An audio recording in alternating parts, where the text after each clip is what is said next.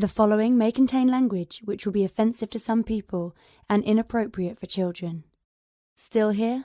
Then pour your favorite beverage and let's get this fucking show started.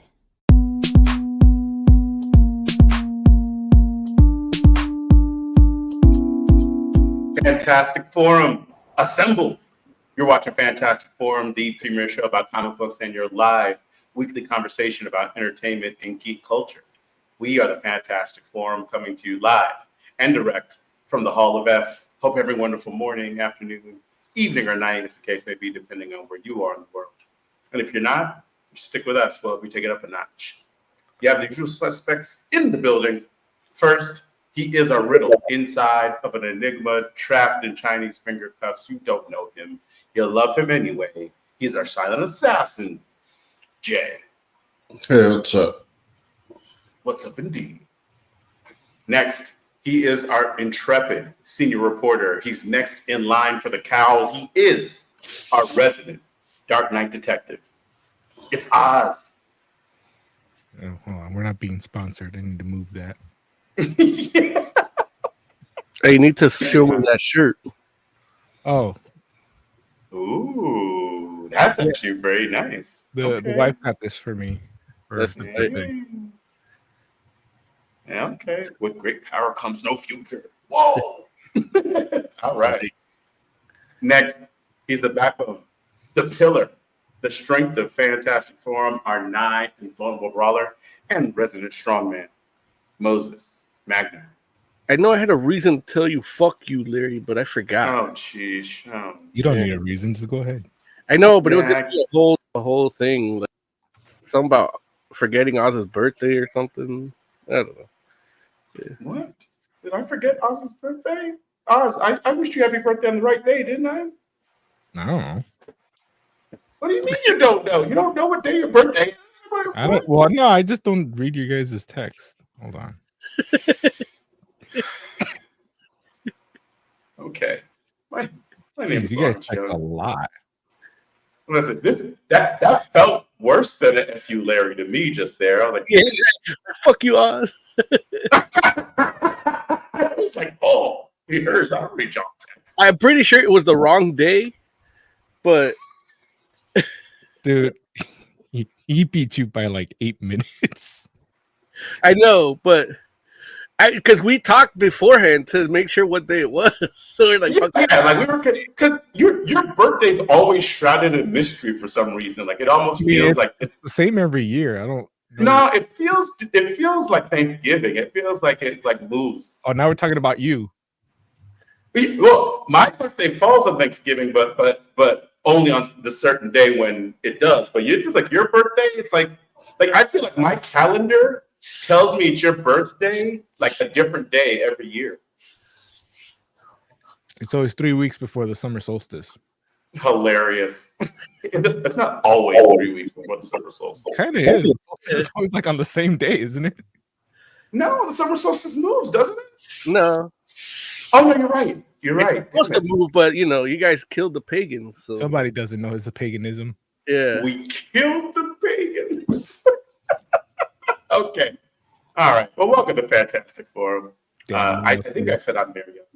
We got a great show for you today because we're going to be talking to you all about the latest addition to the Star Wars universe, the Acolyte. So we'll talk about the 2-episode premiere of that show.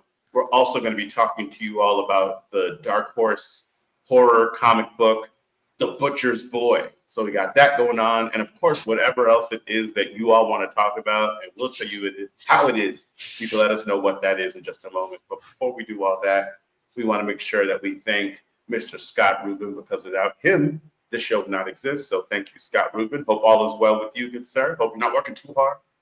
And yeah, with that being the case, let's have the intern do their thing. Want to get in on the action? Call Fantastic Forum on Skype and join the fun. Too shy to call in? That's okay. You can join the Discord chat room available at fantasticforum.live. Join the party. You know you want to. Indeed. Want to get in So, on the yeah. action? Call Okay. Fantastic Forum on Skype. Bring it back. All right, intern. Listen, yeah, do what the intern says. Go to fantasticforum.com and you can jump in, be the 5th member of Fantastic Forum, or we'll take your comments directly out of chat and bring them into the show if you You want to do definitely that. said that wrong. Yeah. Oh, I said wrong? What I said? You said fantasticforum.com. Oh, I'm sorry. .live. Thank you, Jay. Go to fantasticforum.live. Right. Fantasticforum.com has been like the same thing forever and like never changes, right? Yeah, it's like Like, Art Bell's fan forum. Right. And like won't like let go of the URL for anything, right? Like, do people like, is Art Bell still, are they still talking in there or no? That's why he's dead. Damn.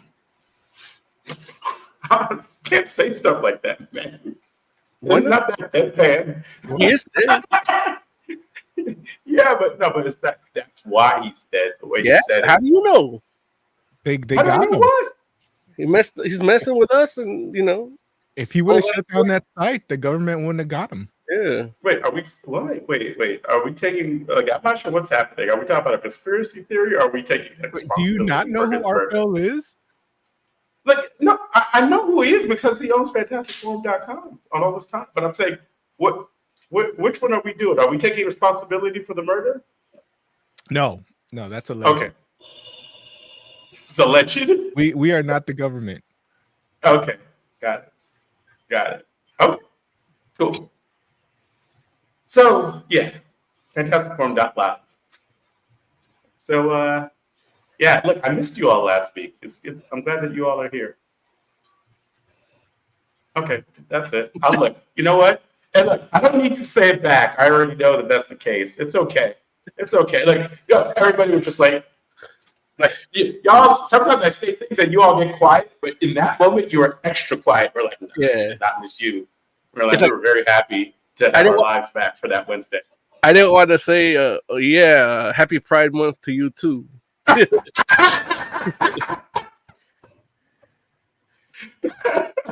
That's too funny, man.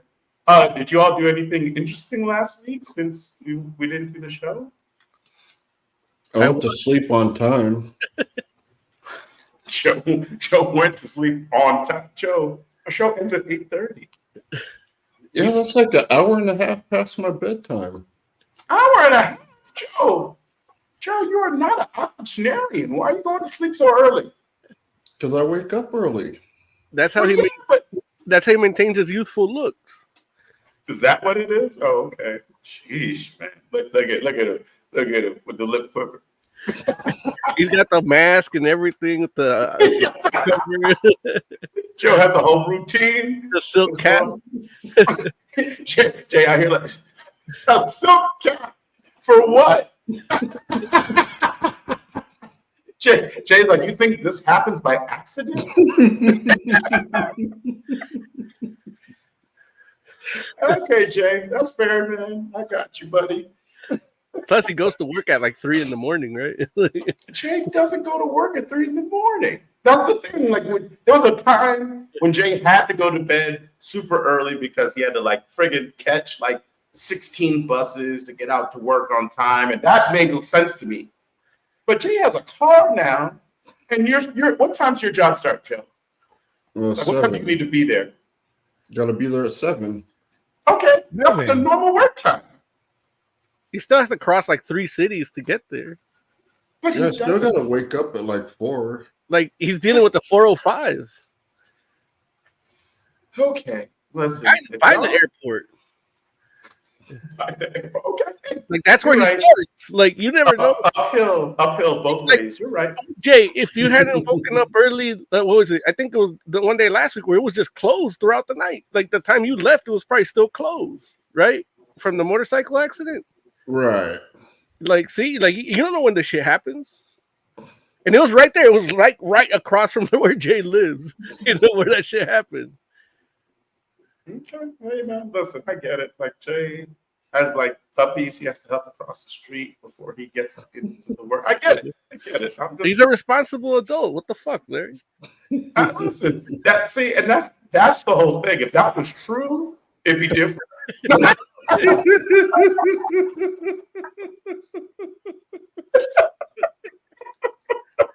You got to stop by the shelter to make sure they're not going to run out of food. You know, Right, exactly. bathe Like, old ladies well, at home. right, delivering meals to the sick and shut in before he goes to work in the morning. It's like they call him Saint Joseph. Yeah, you got a couple baptisms. Right, exactly. Yeah, that's fair. That's fair. So okay, well, I'm glad you got to sleep on time, Jay. Like, we'll do our best not to keep you up too late today. We'll do our best. Yeah, man, dude, have you all seen? House of Ninjas. I wasn't going to say that, but look, I am curious if you have seen that. Have you seen that? Oh, I watched it in like one sitting already. Wait, you said ninjas, right? Yeah, that too. Yes, ninjas. You son of a bitch. Hey, look, I had to tell my wife this dude's a black dude. Like she was not. She almost returned it. She said she was not happy. I heard like, oh, my bad. That's not Peter Parker. You should tell her. You should tell her. Like, why didn't she didn't see the movie? Nah. Oh, really? She's done with Marvel. But that's Sony. Same. I mean, listen, I'm just like, why would you just not go see good movies? Like, if you want to Did wait. she like Madam Web? But you know what? She did like the first one. Like she loved the first one a lot. So then what made her not go to the second one? Yeah, it can't be much better. Why Dude, ruin but the it experience? was, I though. ruined the memories of the first. Oh, wow. There it is. Okay. All right. I can't fight with that logic. That feels like Moses' mantra. Plus, there's a black Spider-Man. There's an Indian Spider-Man. It's woke as fuck. Woken? How dare they have different race Spider-Men in a world with infinite realities? Miguel O'Hara, what the hell is up with that? Like what? Like now we're mixing. Meanwhile, when you look at Oz and Amber together, they look like they're going to Miss Marvel's house for dinner.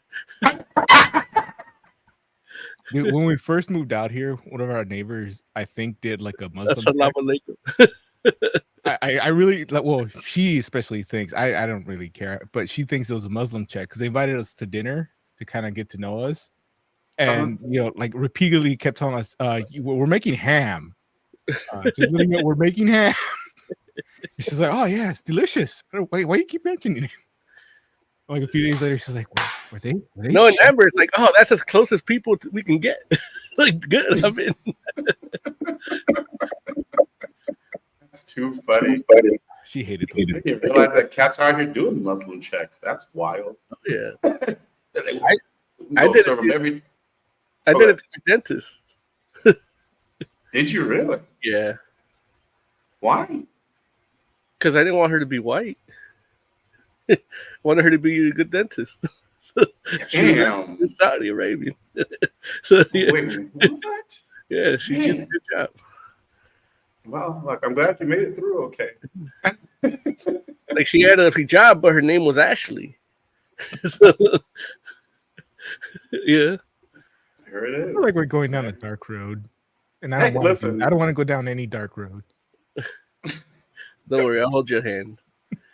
Yeah. Just Yeah. Oh my God. Pride See, there it is. I tell you. Happy Pride Month. You okay, I've Jay? lit my board in rainbow colors just for the occasion. Right. That's why. Jay, you making it? You shut down? Yeah, I'm pretty close to shutting down. He's waiting for us to get to the topics. Did you guys see the Venom trailer? Oh, that garbage. I did see it. Uh-oh. What are you Oh, thinking? that's what I wanted it's to tell. about.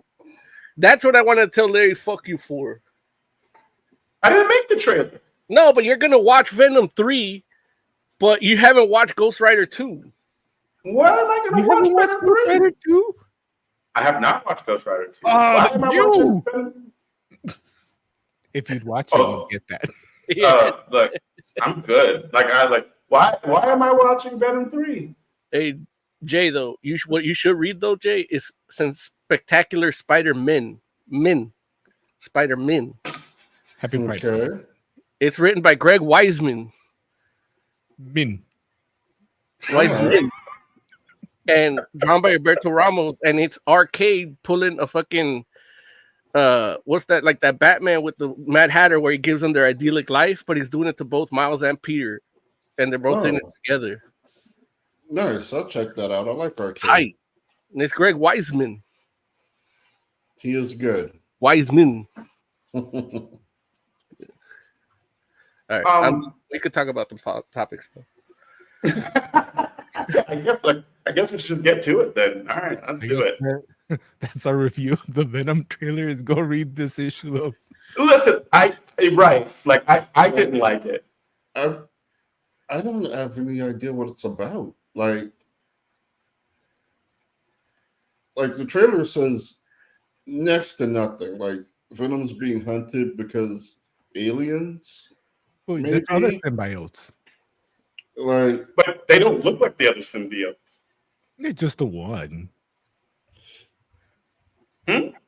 Just the one that looks like a creature. Jay, did you have? Venom has fought other people besides symbiotes.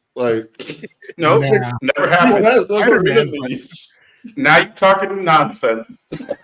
I mean, just Spider-Man. No, I saw him literally fight the Human Torch on a beach once. He was on vacation.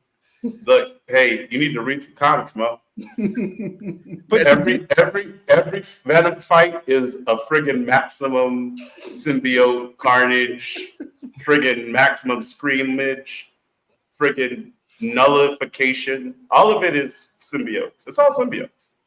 Not only does the only reason the other characters come into the comics is so they can get covered in a symbiote to fight Venom. That's it. Well, that's why he had a horse in this one, right? Yeah, that's what I was gonna say. He turned into a horse. Come on. Right. So that's one thing I don't like about. That is one of the things I dislike about these movies is him just randomly switching hosts. It's weird. They're supposed to have a bond. The separation should be a little traumatic. Yeah. There's a whole series when he finally gets separated. It's called Separation Anxiety. A whole saga of separating. It took a whole saga to separate. Yeah. Mm-hmm. Yeah. Yeah. That's one of the things I don't like about the Venom movie. I think Toxin is supposed to be the main one. They should just cut all the shit and go to Bedlam. Listen, there's too many symbiotes. I am going to see the movie. Yeah. But just because that's kind of what I do. I go watch movies. Well, as a journalist, for this show, you have to. Otherwise, Lord hasn't watched Ghost Rider 2. Just say it, Jay, so that you can write it off on your taxes. I'm actually shocked that they were able to make a trailer that actually makes the next movie seem like it might be a worse time than the second one. I couldn't believe it. I was just I wouldn't go that far because you don't think so? You don't do symbiote horse? Dude, I hate the second one so much.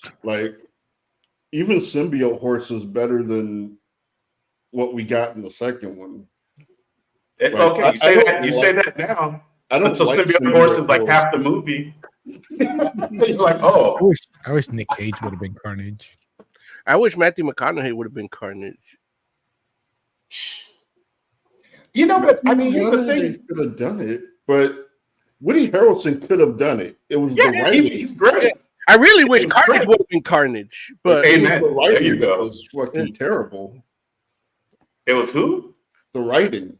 Oh yeah, the writing. Yeah, that's what fucked up Venom. Actors were fine. It was just the writing. That's not the first one. I wish the guy that wrote the second Venom movie should go to the doctor and tell the doctor, doctor, I suck. What I got out of the trailer The is end that of that story. Sony doesn't Oh, understand yeah. what a shared universe is. Say again, Oz? My takeaway from the trailer is that Sony just doesn't understand either the multiverse or a shared universe. Because Yeah, because Barry Mordo's in it. well, besides that, the last scene in the Spider-Man movie where we see where the piece of Venom gets left behind, like that's in this movie. That's Mordo, like that's where he's putting the cup over the Venom. That's the same same bartender. Oh, is it really? Yeah. Oh. Well, the bar looks a little bit different, but same bartender, like same outfit. What's Homeboy's name? The main actor, Hardy. Yeah. He's in the same outfit he was wearing in that scene. Like it's that scene, and it seems like it's like the little pieces there after that end credit scene, and Mordo comes and gets it.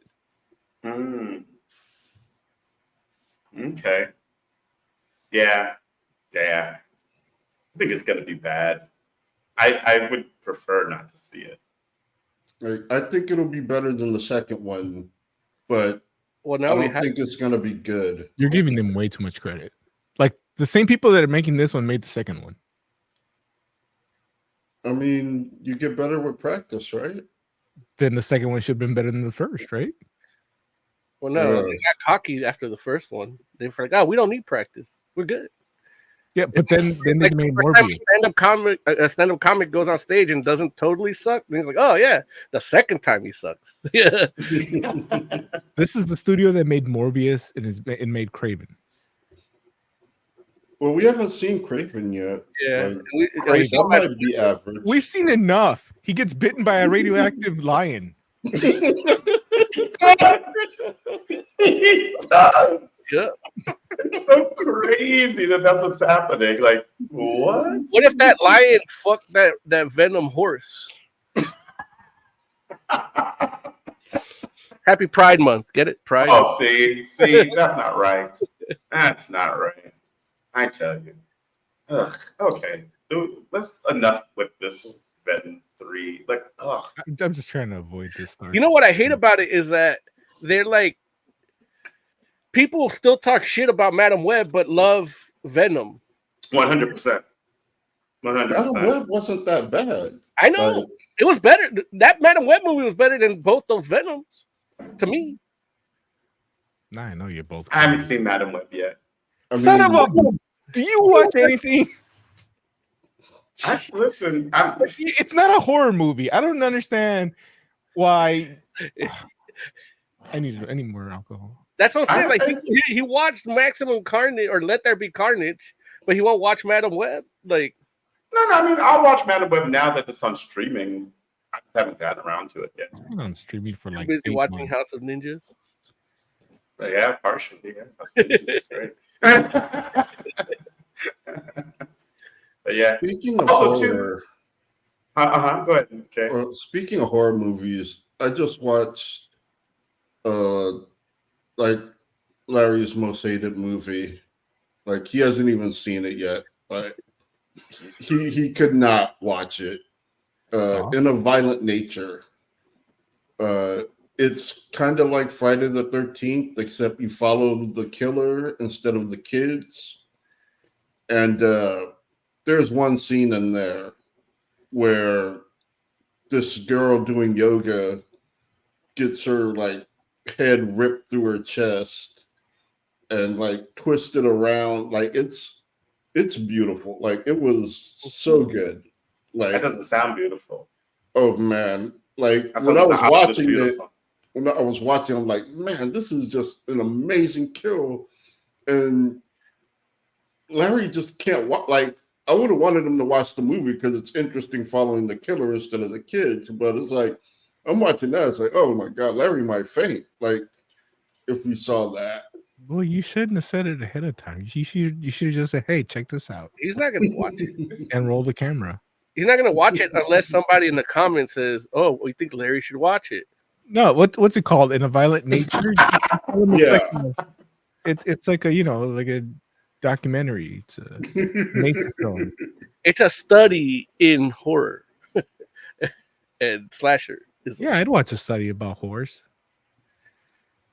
I don't. You know, Try to speaking pay of, for I it. believe that's called the Duke.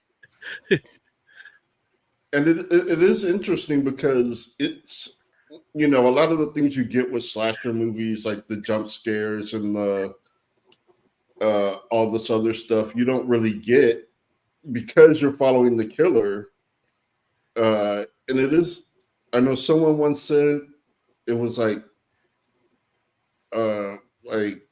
slasher ASMR, which is kind of like fitting, like, because it's mostly just following the killer. He's walking to all his kills, and it's like, yeah, it I is a need really some- interesting watch. I The need somebody audience to has make that spoken. slasher ASMR now. You know what's kind of like that is House of Ninjas. Like the way they do the katanas, like you can hear the splatter, like because they don't really can. show a lot, but you can hear it. The slicing Yeah. and the like when the intestines come off when they slice over the belly, like it actually like you can hear it fall, and it sounds wet and muddy and like that, you know. They need to put it on Amazon so I can watch it. Yeah, look, the audience has spoken. Subculture Girl, I think Larry should watch it. Taking Tugboat, I think Larry should watch it. Heck, I think Larry should watch it. Taking I'm very- Tugboat, Larry should watch it, I think. It should be on Shutter in about a month, I think. Perfect. I'm mad that all those comments came in at the same time. Like, it's like, I'm like, oh, like, how dare you? It's like I thought you people loved me. All the great influencers know how to use dog whistle statements. There it is. Yeah, man. Listen. Jay and I had a conversation, and he was telling me about this kill because I was like, I don't understand. And he walked me through it, and I almost passed out from the explanation. I'm like, no, thank you. I was like, Ooh, sheesh. it's I'm on- like, let me need to get some on- water. It's on HBO Max now. Ooh, sweet. Oh no, No. sorry. I didn't see the year. That's okay. Later on this year, it'll be in. I was about to cancel my HBO Max subscription. I don't want to see that through by accident. No, I saw November, and I just assumed last year. Don't want to see it by accident. I don't want to come into a room in my home and all of a sudden this thing be on. And I'm like, oh my God, what's going on? Guess what's gonna happen now? Oh, no, man. You need to feed the cat, Larry, while you're out.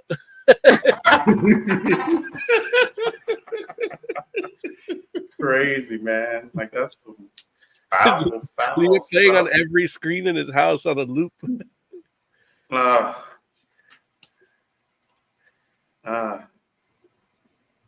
Taken says, Larry, I'm a horror movie and TV show connoisseur. Let me know and I will gradually bring you in. No, I don't want to be brought in. I'm good. Like, I'm very happy.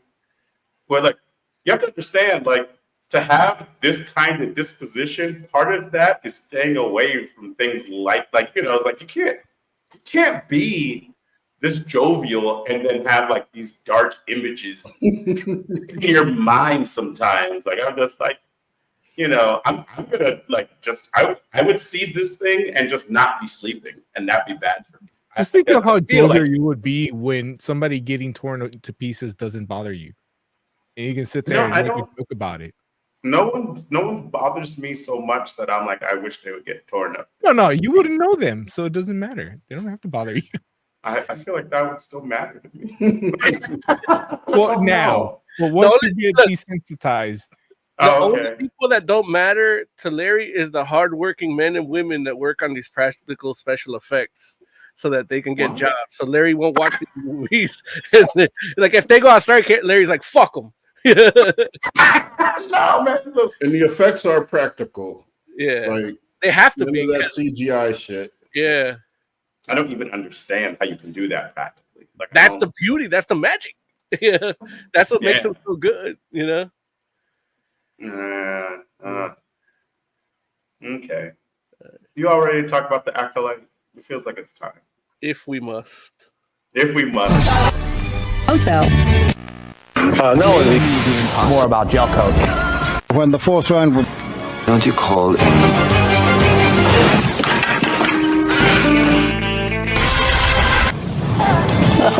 does it look good already? Jumbo Scampi for limited. All right. The Acolyte is our, like I said, latest addition to the Star Wars universe. If I'm not mistaken, I think it's the first live action show taking place in the High Republic, which is, I think it's like 1000 BBY. So 1000 years, I think, before the Battle of Yavin, if I'm not mistaken, but I could be wrong. Wait, I thought, hold It's on. like I thought 100 years. Paul said it was 100 years. Oh, I'm sorry. I added a zero. Before, So nowhere near High Empire. yeah, no, it's No. the It's end of the High Republic. Like It's 100 years before Phantom Menace. got it. Okay. Yeah. Okay. So it's 100 years before Phantom Menace. It's the tail end of the High Republic. Definitely. I know that. But I thought it was going to be like the high, like the prime. No, you got to read actual books for that. Darth Maven or whatever he was. Oh no, that's the old Republic. That's technically a different time. Yeah. Wasn't there like a High Republic after, like right after, like in that area? No. The High Republic comes, I think, there's like a time in between the High Republic and there's the a old time Republic. when the Jedi were like at the height of their power. And 100 Yeah. years from Phantom Menace, they're already on the decline. Well, but I think the High Republic is considered the height of the Jedi. Like that's like the prime right there. Like the old Republic is definitely like, the Jedi are much stronger than what all of the Jedis that we've seen up until that point when that was first introduced. But I think the High Republic is like literally like the Jedi at their peak, or at least that's how they're portraying it. And because like they run, I mean, pretty much everything. Like like everyone knows who Jedis are, everyone respects them. They they basically kind of call the shots in the High Republic. So, and you have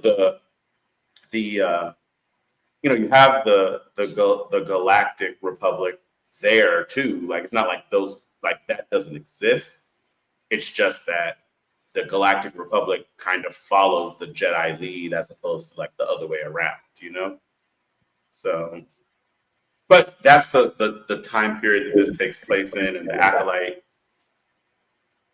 is going to be or is following a Force user that is not a Jedi, but seems to be studying the dark side of the Force. So, yeah, let's talk about it. What did you all think about the Acolyte? Who wants to start? I saw the twin thing coming from a mile away. You saw the twin thing coming from a mile away. Like what? Like you mean like when the show started, or like how? Like at what point did you know it was going to be a twin? Like right at the second scene. Got it. Okay, that's fair. I saw it coming from the trailer. Did they say there were twins in the trailer? If you have the subtitles on, when one of them is talking, there's a different name from when the other one's talking. Oh, okay. I did not watch the trailer with subtitles, so I did not know that. I read the media kit thing, and it just says like cast list, and it says Amanda Steinberg as both May and So once I saw that, like I know who she is because I read Stranger Comics and Niobe and all that. So she so I'm like, oh, she's playing. Okay, so then when I saw that, it's like, oh, okay, that's it's a twin. To the show's credit, it wasn't like some earth-shattering news. Like they, like right away. It wasn't really a reveal. Yeah, right. I was more shocked about how quickly they killed Homegirl. Trinity, yeah, Grand Moss. Yeah. Yeah, which like she was great while she was there. Yeah. I was like that scene was more Matrix than the whole last Matrix movie. The fight looked better than it did in the trailer because I criticized it in the trailer. It looked like shit, but I don't know if they sped it up or whatever they did. It looked a lot better than it did in the trailer to me. In the trailer, they try to make it more impactful by zooming in, so they zoomed into it. It wasn't as wide a shot in the fight scenes. I think that's what I gather, but because that's the only thing that if they didn't really reshoot the choreograph or whatever, that's the only thing that would make it better without changing anything, you know. Got you. But yeah, no, I thought it was actually like really good. I thought it was a cool ass scene, and it did a lot to establish a lot of the themes I feel that this show might follow. Yeah, so that was cool. I hated that scene where it's like she's almost killing the barkeep, but barkeep gets saved. But then at the end, you just see the barkeep's like little kid there crying, and then I was like, why didn't you like it? Because then I started crying. Oh, like man, like this scene had the scene itself, especially when you find out what the story is happening with her, and it's like she showed a bit of restraint, at the very least, restraint if not compassion there towards the end, and if even that. But I was like, man, so that's like gonna play later or whatever. I guess that's how they know who is who because somebody. Little kid, not good enough. He got his life spared. He ratted her out too. Yeah, he's a little snitch. Yeah, a little rat bastard. Was he just riding around in that ship with the Jedi, just like hoping that he'd get to the ship? Like, oh yeah, that was her. Dude, this show lost me. Like, I think it was like 5 minutes in when she hoses down a fire in space. Okay, but it's in hyperspace, right? No, I think they were in regular space. Oh, okay. Yeah. But it's space, and there was a fire, and she hoses it down. It's true. But it's Star Wars space, not our space. Like, that's the thing. It's like Star Wars sci-fi is more like fantasy than like Star Trek. You know what I mean? Like, their rules are a little different. Like, they had whales that they can piggyback on to go into another galaxy, You know what? Plus, it wasn't water. It was like a chemical. Yeah, but it felt like water. Yeah. And the fire, I think like fire. Also, wait. So I thought the issue you were having was that it's space. My and issue was that the fire was burning like a fucking fire, and she hosed it down with some kind of liquid. Like, I understand they want to show she's afraid of fire, but there's a much better scene later on when in the ship crashed that you could have shown that. You don't need to lose your credibility with that stupid scene when you have a much better scene where you can have that same impact on the character. But what credibility? You're talking about dudes that fight, dudes that meditate and block all the hits. Like, what are you worried about credibility for? I feel like we have this conversation being on every Star Wars show. Yeah, it's kind of true. It's kind of true. It's like the dude literally has a whole fight, and I think he even dies all while meditating. No, he woke up by then. Yeah, I don't have an example of what somebody with telekinetic powers can do. I know what fire can do. I know what space can do. But you don't know what fire can do. Like you don't know what fire can do in a fantasy world, in a particular fantasy world. I know what it can do in space. Like, how you know they're even breathing oxygen in that world? Like, how you know there's no oxygen in? No, but how you know there's a chemical in the air atoms there in the vacuum atoms that don't let fire burn. Like, it's fantasy. The fire could just be one with the force. The fire could be made from the force, the most primordial part of the force. And then that water's the dark side. Or the gray, nullifies. Or the gray, right. Yeah. But no, it's difficult to watch this show because there's a little ick factor watching a show written, directed, created by Harvey Weinstein's assistant about a character, an acolyte, coveting her master's power. Like I'm seeing a lot of parallels. Wait, what? Wait, what? Why is that where you're like the first where 5 your minutes are just like mind is going? Like she was Harvey Weinstein's assistant. Like she allegedly, helped them bring brought in fresh meat, and she's writing a story about coveting a character that covets her master's power. Like that's a little bit on the nose. I don't know. Next thing you're gonna say is you never watched Russian Doll. I don't think. Wait, Russian Doll, was that a movie? It's a show on Netflix. The creator of that show is the creator of this too. Oh, Headland? Yeah. I don't have Netflix. Sorry. I'm not saying that like I wouldn't watch it if I did. I don't know what Russian Doll is. Oh, it's so good. It's basically people coveting each other's power and time traveling. Oh, Natasha Lyonne, I like her. Yeah. That's a good show. Not enough to get Netflix, but I like her. Nah, but you can get that series is on Amazon now. You don't have Amazon either because you're a F word in Pride Month. It's Amy Poehler? She co-created the show too. See, Russian Doll has a little bit of talent. Yeah.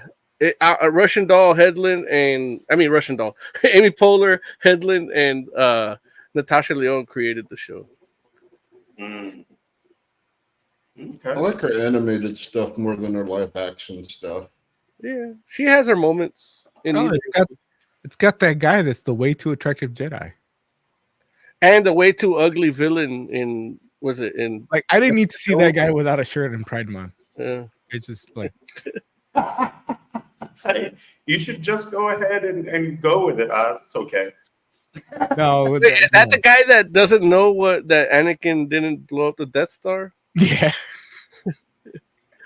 Wait, he said in like 2 different interviews that he mentioned Anakin blowing up the Death Star when he was trying to talk. They were commenting that there's like a lot of killing in the show. It's like, well, Anakin blew up the Death Star. There's how many people did he kill there?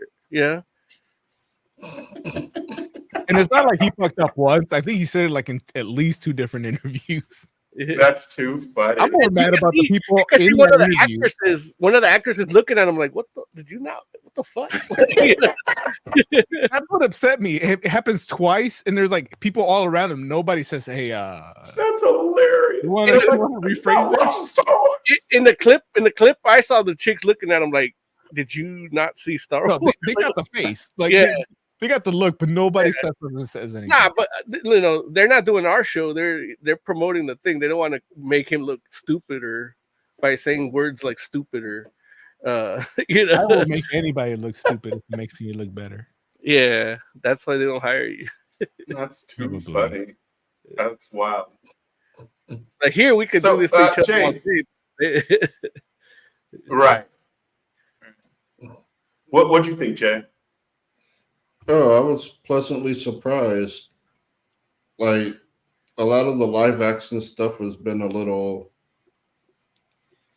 I don't know, kind of dull. But this was as dull.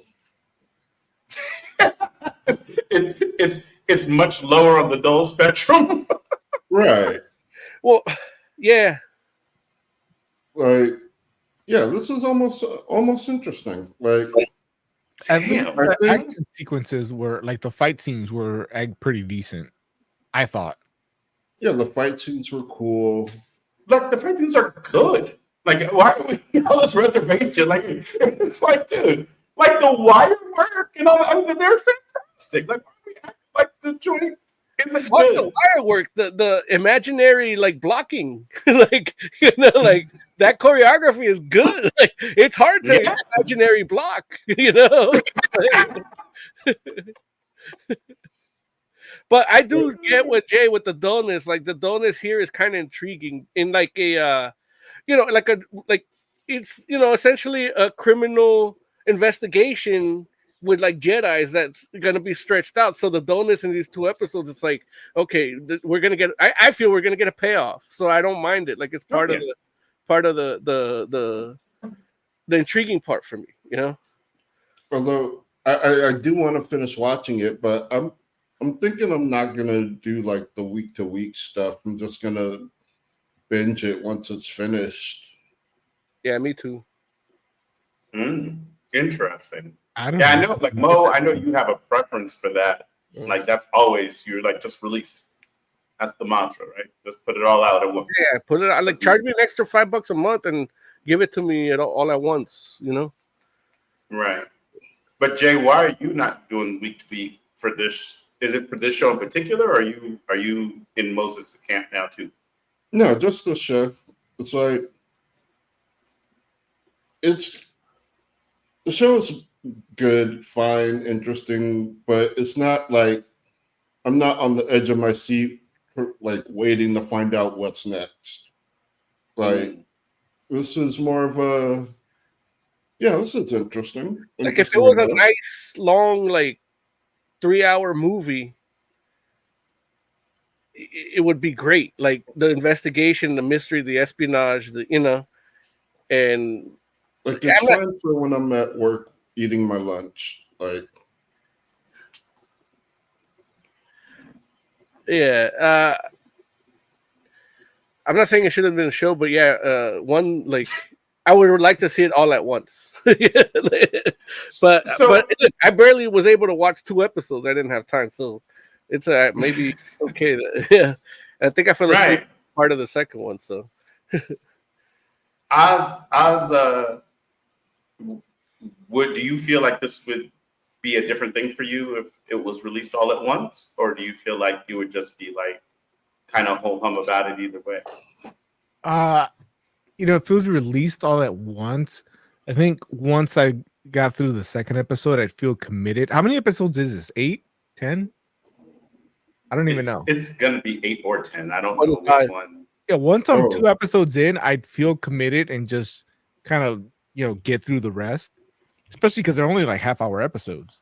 Yeah, and if it was 6, you're already like 30% done. Yeah, but week to week, like it wasn't. I'm kind of with Jay. Like it wasn't holding my interest enough to want to watch the rest of it.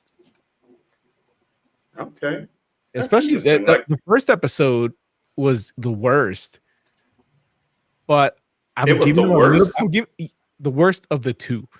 But I'm giving them a pass a little bit because my problems were there. It's like an exposition episode. And I understand they have to explain what's going on and who everybody is to everybody. But man, it just felt like every time somebody starts talking, like they're just explaining stuff. It's gonna be 8 episodes. Yeah. But I'm giving it a pass because I understand that they need to do that because people don't know who anybody is.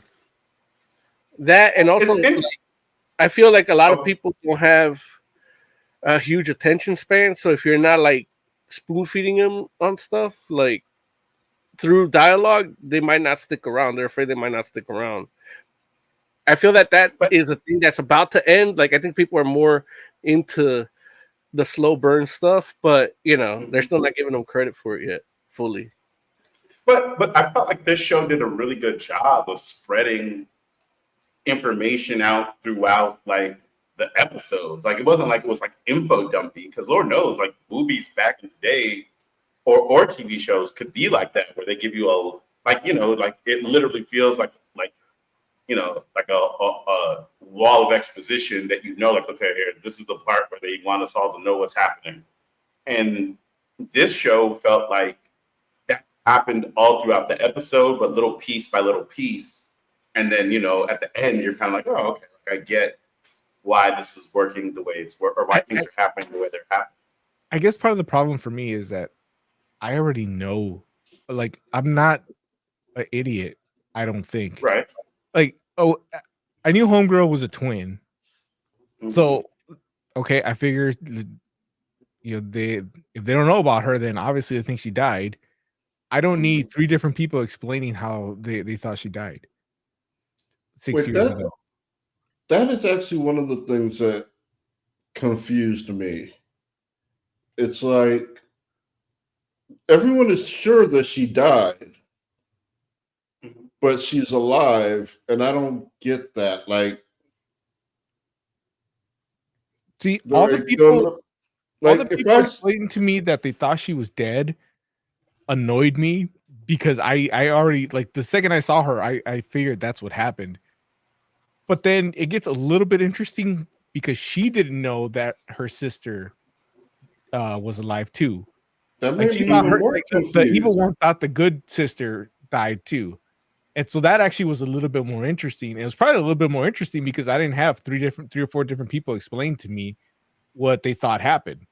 It's just she mentions, "Oh, I didn't know she was alive." Now there's a mystery. Now there's something I can hold on to and like, oh, this is gonna get revealed throughout the show. So that's kind of like the difference. You know, the stuff that happens with the good one annoyed me because they explain it too much.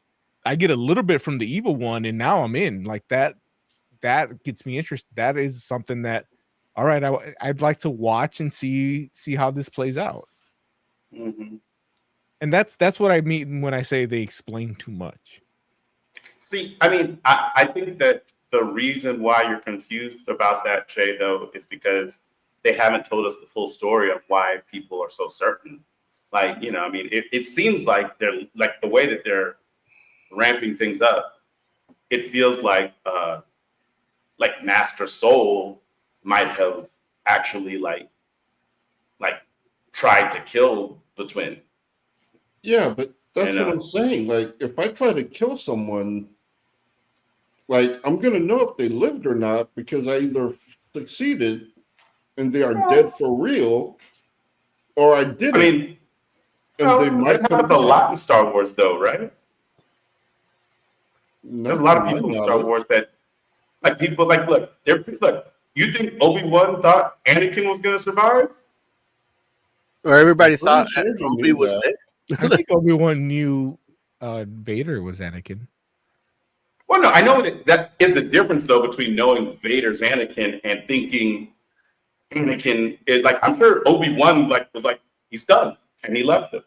And no, but even like when you talk about that one dude, like that one Jedi that went into hiding as a Tusken Raider, like that happens a lot where people are dead and aren't, you know. And they happen in in Boba Fett, like the chick too with the mechanical stomach. Yeah, like she died in the right? Like that was her whole.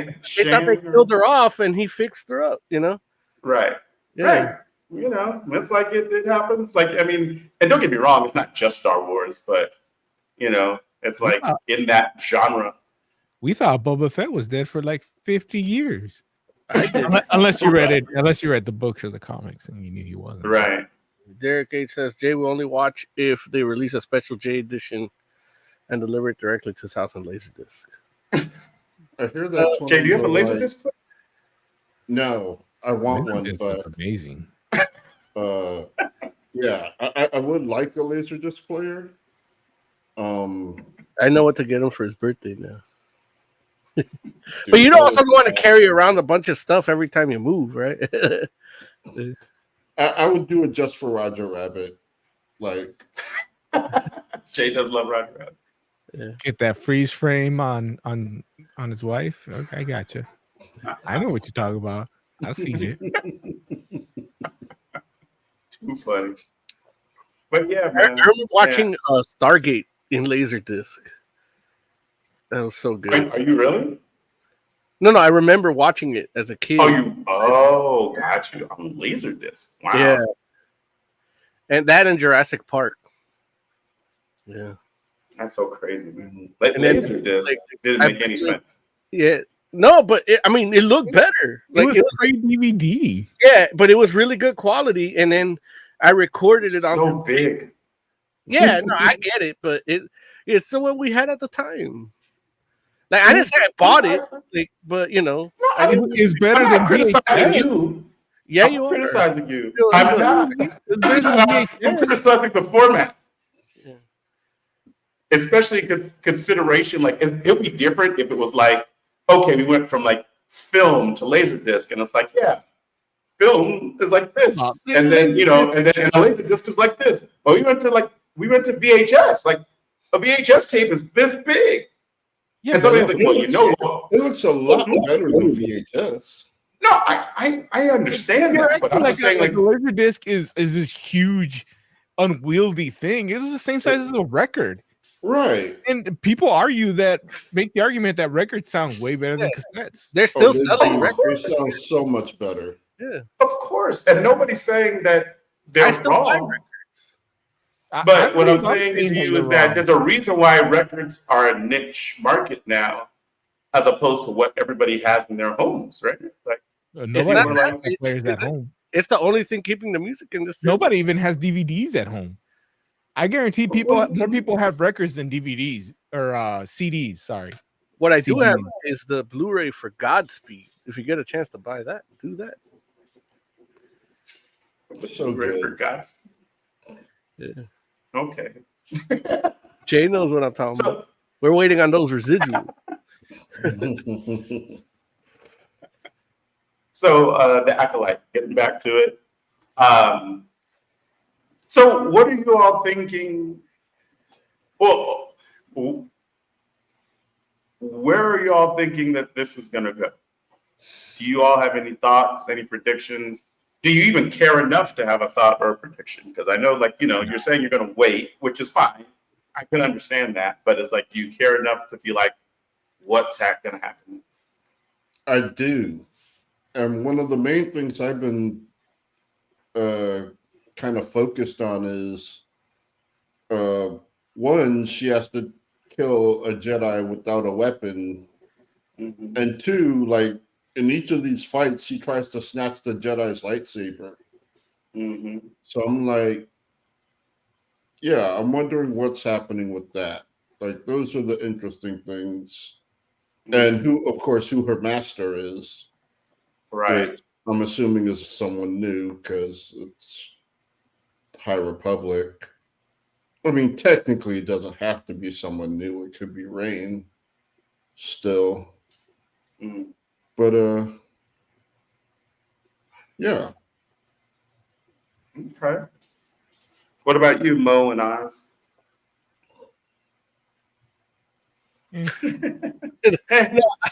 I'm actually I'm not even really thinking about what's in the future. I just want to experience it as like as it goes, as much as they give it to me, because I really am liking this whole more of a crime thrillery amalgamation with Star Wars. So it feels almost like one of the games a little. So like that I'm enjoying that aspect. So I'm trying not to like think too much about what will happen instead of just kind of experiencing it as it goes. But like what Jay is saying, those are great points too that I kind of would agree with those. And I do want to see who the master is, but I'm sure that'll all get revealed, Yeah. Yeah. Here's hoping, at least, like, Probably even if they don't, like, if that because they always do, like, that's kind of the tropey thing for Star Wars. But if they don't and leave it as a strength, that's open ended. Okay. Yeah, I'm okay. Yeah. Okay, that's fair. Yeah. The performances are good. Like, all the actors in it are good. So it kind of raises the bar where, like, a little bit of the backgrounds and everything looked a little, because they tried to go practical, but it did look a little cheap. It's still better than going all green screen too. So I'm okay. Like, I'll give them props for that. But who's to the second season looking better? Yeah. Like I'll go ahead. The performances elevate all that. Like, and that's when things like story is king. Like, you can have it look super great, but if the story is not compelling enough, it ain't gonna work. Yeah. Right. I gotta give them props because I was like, especially I feel bad. I don't know how to say. I don't know if I'm saying his name properly. Lee Hung Jae, but the dude from Squid Game that plays Master Soul. I only know the one Hung Jae, and that's Jay right here. Happy Pride. And so, I just feel like his portrayal of a Jedi Master. Like, I just, like, from the very beginning, like, watching him and stuff, I was just like, hey, like, he feels very much like a Jedi Master. Like, I feel like it's probably the best portrayal that, for me, like, that resonated with me since OG Obi-Wan. You know what I'm saying? Where I was just like, where it's like I believed that he was a Jedi master, and I'm like, he's giving me that same kind of feeling where I'm like, oh yeah, like that fool's like he does that in real life. You know what I mean? Even like the way he moves sometimes. Say again? So I'm scared for that dude. Like, yeah, he reminds me of like some of the older books, and in those stories, he always dies. Yeah, no, absolutely. Like, I don't think he's gonna make it either. I'm 100% with you on that.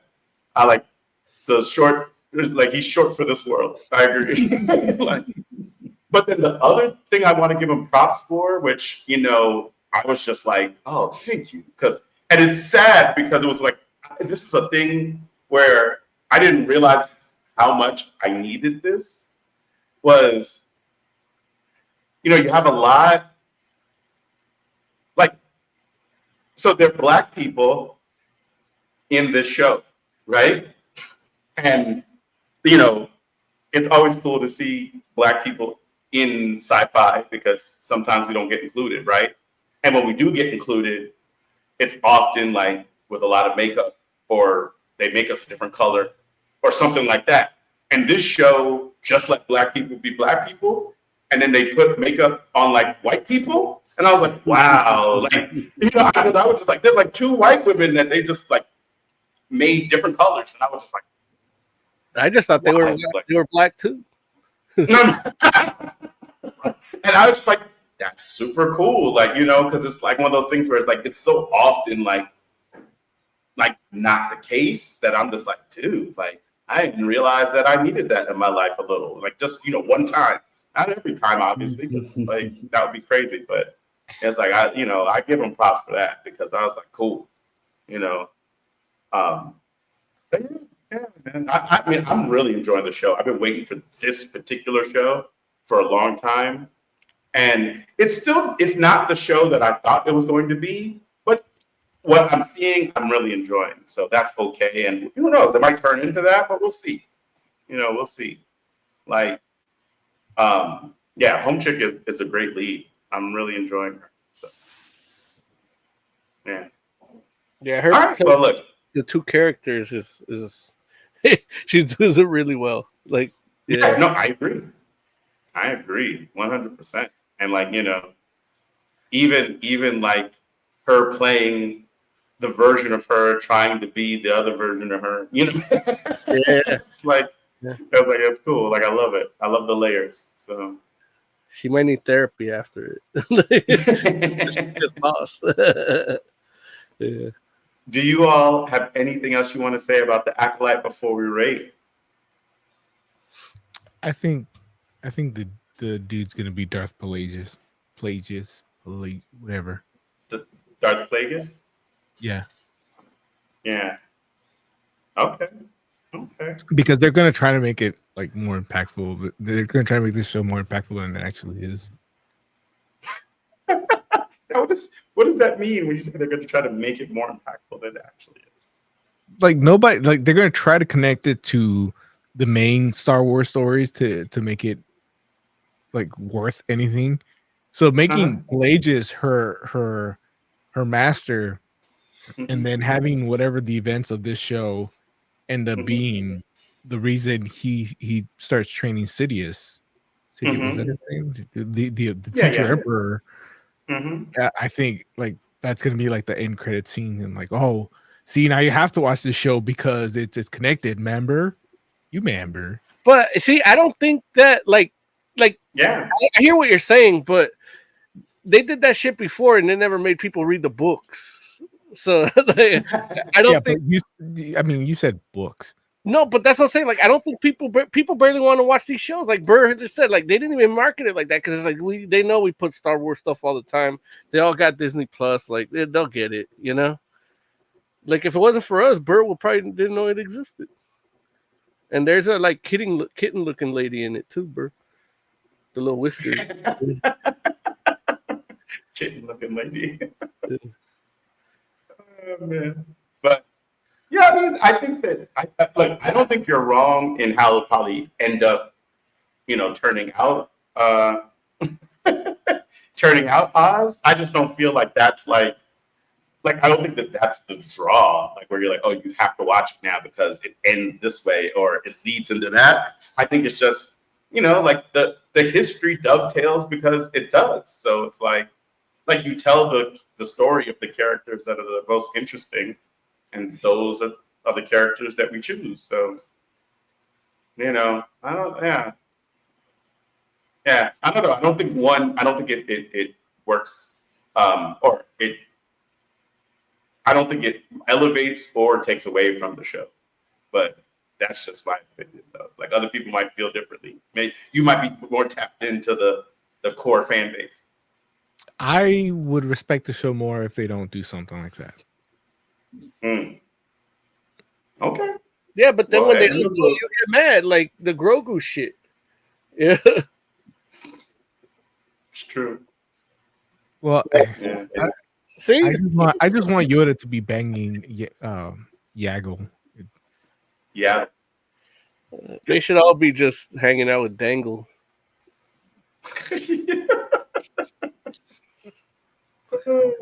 like finding out, Yoda and Yaddle were going at it while he's telling all the other fucking Jedi, like, he's telling Anakin, you can't be fucking Padme. Like, I think would be funny. Nah, man, that was a long time ago, though. Taking that down hundreds of years ago. I forgot what I was watching when they're talking about nostalgia and shit. You can't be doing it, like holding on to your memories like that. Well, no, he would have got. That was this, right? Like this. That was years before we met Anakin. Yeah. Right. No, that happened in this show. Yeah, where he's like, no, but it's if we don't learn from our past, we can't go into the future. We repeat our mistakes. So that was funny. Why are you bringing up old shit? Well, if you don't study your past. Right. All right. So let's rate it. Jay, what would you rate The Acolyte? I would give it a 4 out of 5. Like, it is one of the better live action Star Wars things to come out recently. Okay. Sounds good. Oscor, what would you rate The Acolyte? I'm gonna go with like 2.5. I wouldn't call it the best of the recent stuff. It's definitely not like Andor good. It's not worth getting Disney for, but if you already have it, like you already paid for the month, you might as well watch this. It's not offensive, I guess. It's not offensive. It's best. It's not horrible. Okay. Moses Magnum, what would you rate The Acolyte?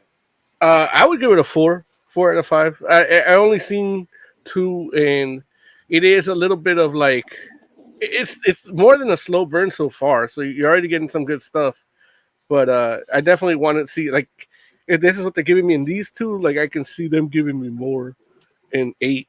So 4 out of 5 easily. Okay, cool. Yeah, I'm gonna go ahead and give it a 4 myself. I'm enjoying it. I think it's cool. I think it's gonna get better, and so like I'm looking forward to hopefully at the end be like 5. Let's go.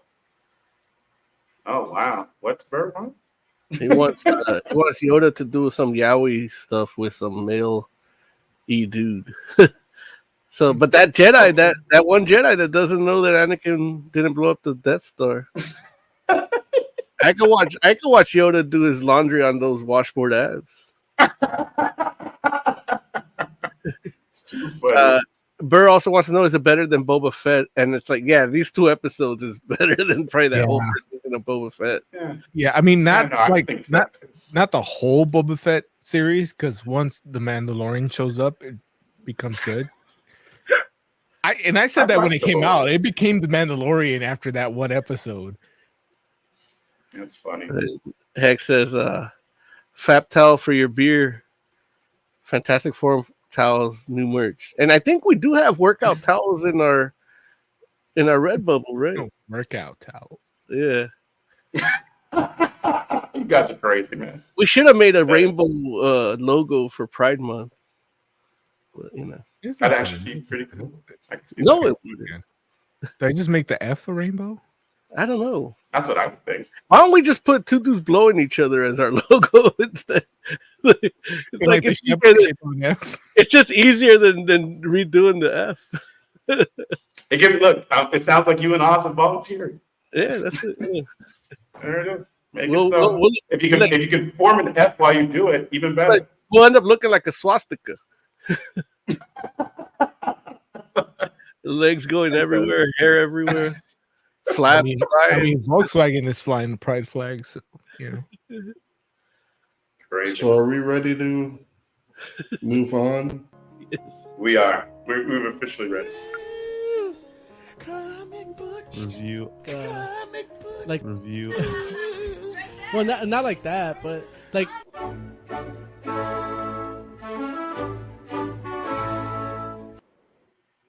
All right, Moses Magnum. Why don't you tell us about The Butcher's Boy, my friend?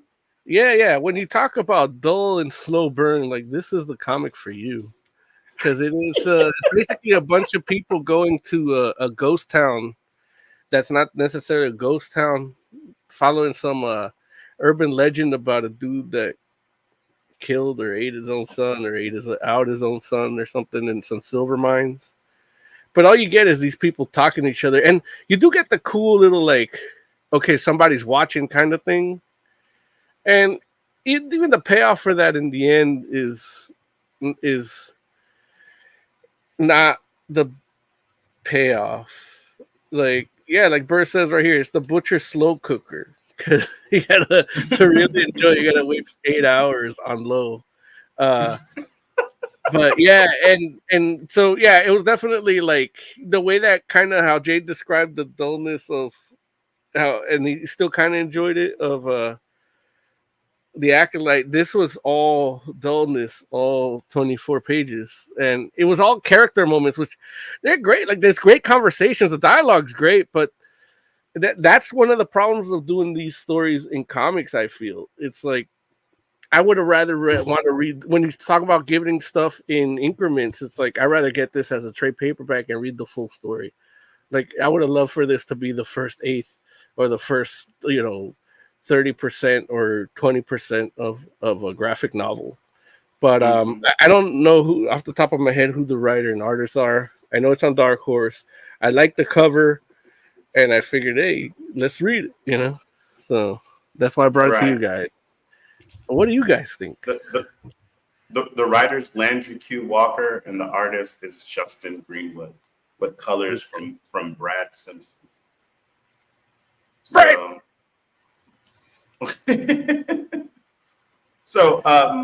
yeah. Jay, what did you think of The Butcher's Boy? So the book starts out kind of like some horror movies, like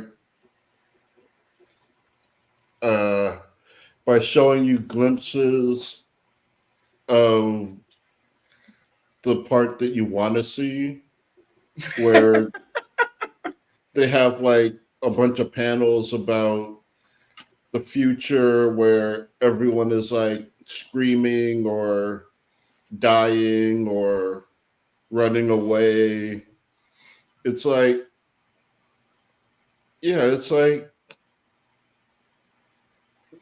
and I know I've been saying this recently, it's like when your movie is boring, you have an opening kill at the beginning to like get people to stay through it.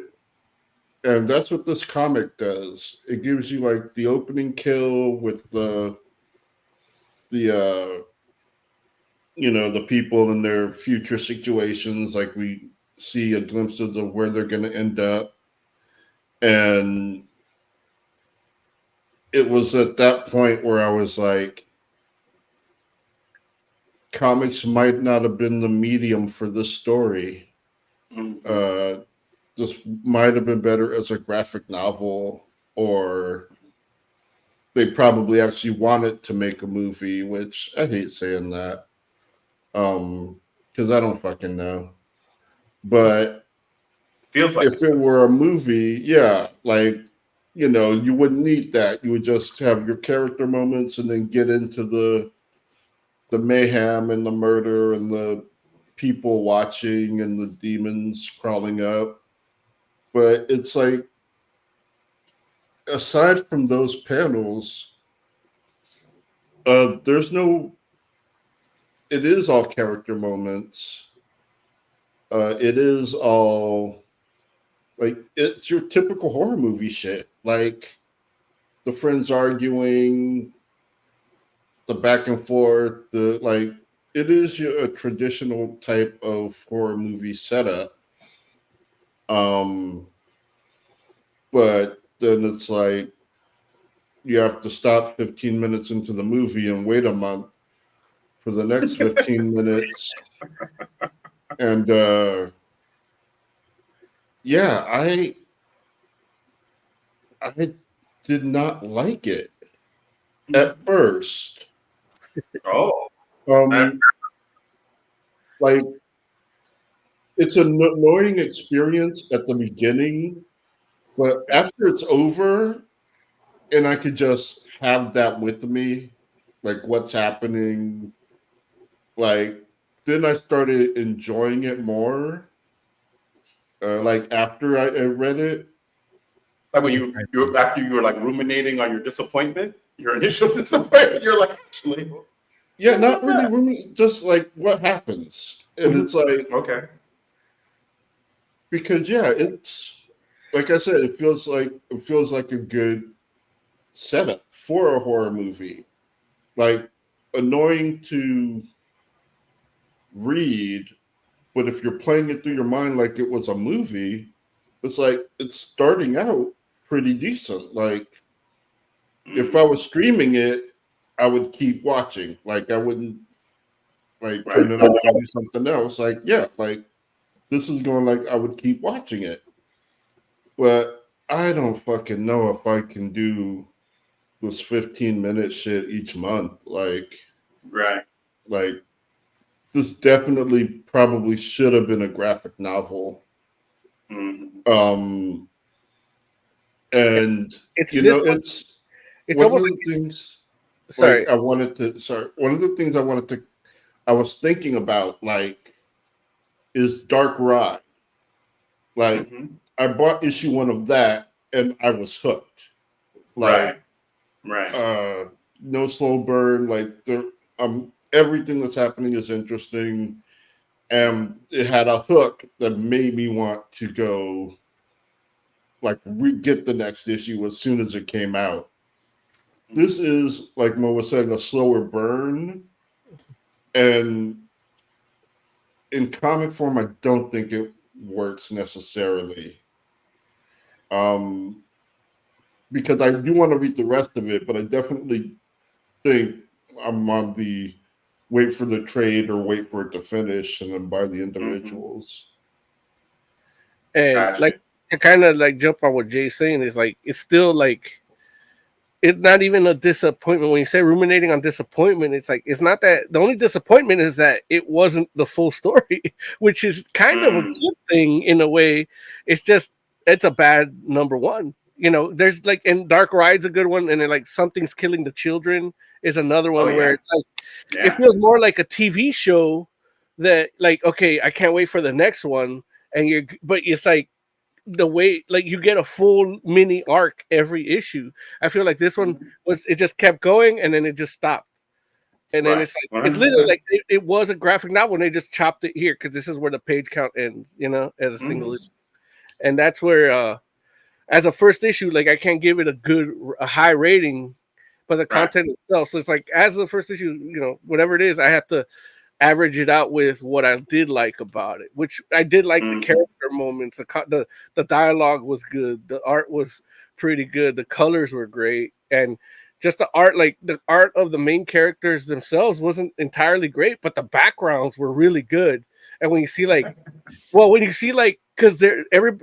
everybody in the town's watching them. So if you're reading, like you're stuck in there, but if you look, like they're eating at the diner and then like people are like looking like that, and just those little expressions on people's faces are really good. Mhm.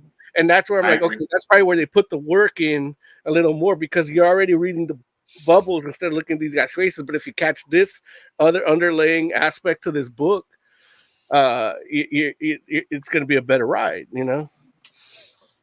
Okay. Oz, did you get to read this book at all? Yeah, I read it. Okay. Well, what did you think? What's last your week take? when I thought we were going to talk about it. Oh. Well, I'm glad you read it last week. You're ready and prepared. We thank you. I thought, like, for a number one, I think this book did what it was supposed to do. It makes you want to pick up the second book. It gives you a lot of the, I guess, like a horror movie trope of the characters kind of getting together to go on this trip or whatever. But I kind of like that it intersplices that with what happens to some of these people. Mhm. Because when they get to where they're going, I mean, it sucks that you already know who's going to die and how, but it's the first issue and they know they got a month before the next one comes out. So they want something to keep you interested. And I think if it was just these kids getting together to go on a field trip, I don't think people would pick up the second issue. Mm-hmm.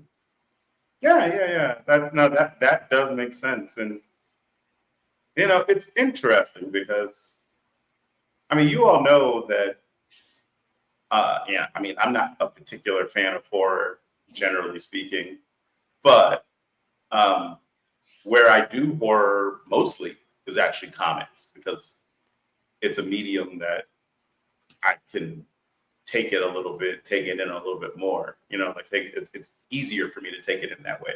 Like, I guess comics make me feel safe. I don't know. But,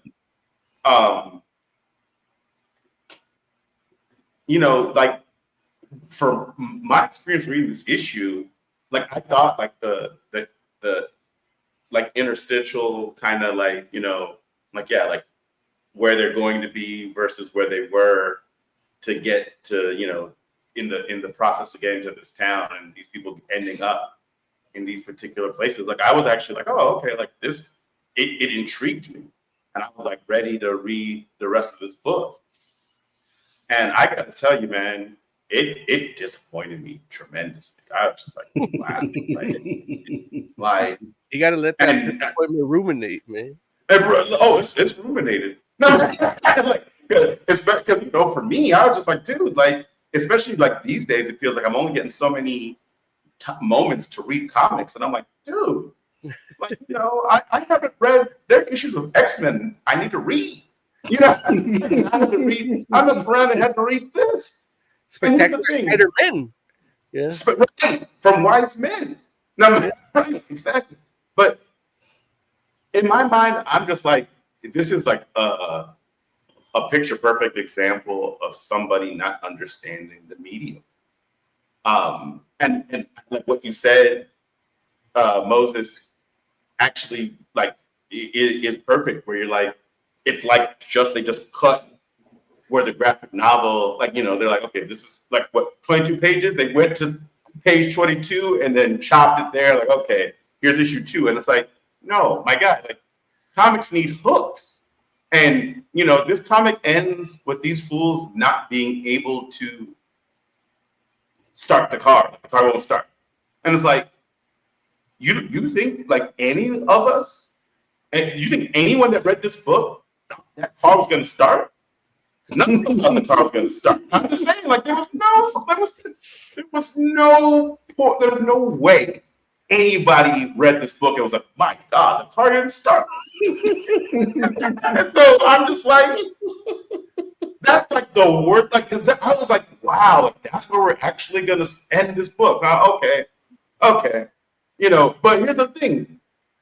At least you all were talking about the character moments. And I'm like, okay, yeah. Like, I mean, they were trying. But, man, it doesn't, like, the only one I give him props for is the annoying girlfriend. Like, the annoying girlfriend was like, okay, like, from the start, you're like, oh wow, like, yeah, they're gonna hate her. and they do end up hating her, and she gives them good read. Like that characterization in every scene she's in, like does the job it's supposed to do and makes you like, I'm just like, oh yeah, like, we're all supposed to be like, she's the worst. And it works. Like you're doing that well.